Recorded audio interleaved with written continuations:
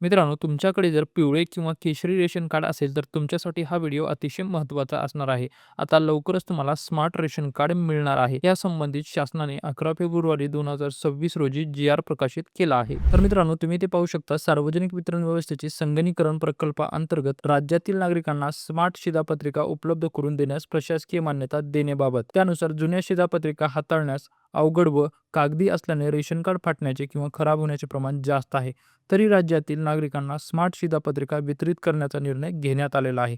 तसेच सर्व शिधापत्रिकाधारकांना नवीन QR कोड स्मार्ट शिधापत्रिका आता उपलब्ध करून देण्यात येणार आहे. तर मित्रांनो, आता जे रेशन कार्ड धारक आहेत त्यांना आता स्मार्ट शिधापत्रिका उपलब्ध करून देण्यात आहे. पण यासाठी कुठले लाभार्थी पात्र आहेत, तर तुम्ही ते पाहू शकता. राज्यातील राष्ट्रीय अन्न सुरक्षा योजनेमधील AAY व PHH व APL शेतकरी या 3 योजनेतील जे लाभार्थी आहेत ते यासाठी पात्र असणार आहेत. तर मित्रांनो, जे आता लाभार्थी म्हणजे तुमच्याकडे जर पिवळे किंवा केशरी रेशन कार्ड असेल, तर तुम्ही यासाठी पात्र आहात आणि शासन आता याची अंमलबजावणी लवकरच करणार आहे. मित्रांनो, हा शासनाचा खूप चांगला निर्णय आहे, कारण आपल्याकडे जे रेशन कार्ड असतं ते खूप लवकर खराब होतं. आपल्याला ते परत-परत काढावं लागतं.